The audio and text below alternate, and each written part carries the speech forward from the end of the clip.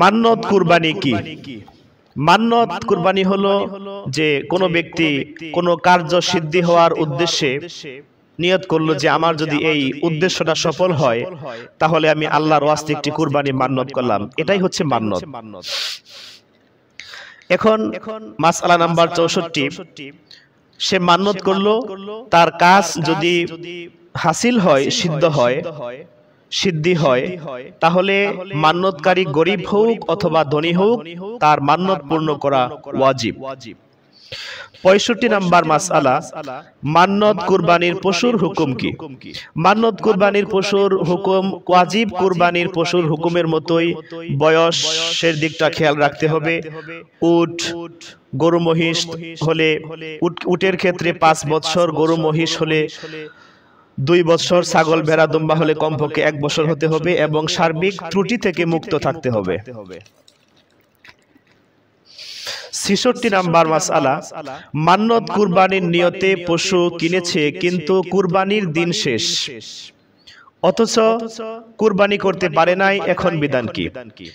ওই পশুটি ফকির, মিসকিন, অসহায় গরিবদের মাঝে সদকা করে দেবে। 67 নাম্বার মাসআলা, কোন গরিব লোক মান্নত পূরণ করার নিয়তে পশু কিনেছে এবং কুরবানির দিন বাকি থাকতেই নিসাব পরিমাণ সম্পদের মালিক হয়েছে, এখন তার বিধান কি? গরিব লোক মান্নত পূরণের জন্য কুরবানির পশু কিনেছে এবং কুরবানির দিন শেষ হওয়ার আগেই যদি সে নেসাব পরিমাণ সম্পদের মালিক হয় তাহলে তার জন্য 2টা পশু কুরবানি করা ওয়াজিব। প্রথমটি মান্নতের কারণে, দ্বিতীয়টি নেসাব পরিমাণ মালের মালিক হওয়ার কারণে। 68 নাম্বার মাসআলা, কেহ কুরবানি মান্নত করলো কিন্তু কোন প্রকার জন্তু, কত দামের কোনো কিছুই মান্নত করলো না, এখন তার বিধান কি? এখন এর বিধান হলো একটি ছাগল বা ভেড়া কুরবানি করতে হবে অথবা উট, গরু, মহিষের 7 ভাগের 1 ভাগে শরীক হয়ে কুরবানিতে অংশগ্রহণ করলেই ইনশাআল্লাহ আদায় হয়ে যাবে, যথেষ্ট হবে।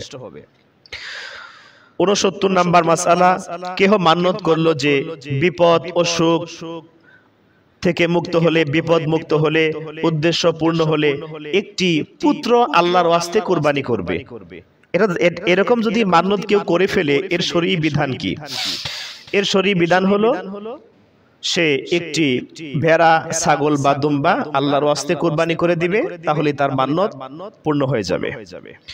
70 নাম্বার মাসআলা, কেহ মান্নত করলো একটি উট বা একটি গরু বা একটি মহিষ কুরবানি করবে।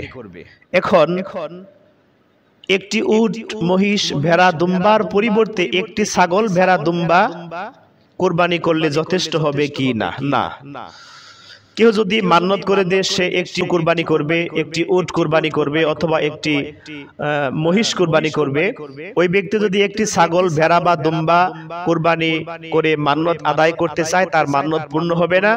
অবশ্যই তাকে 7টি ছাগল অথবা 7টি দুম্বা অথবা 7টি ভেড়া কুরবানি করতে হবে।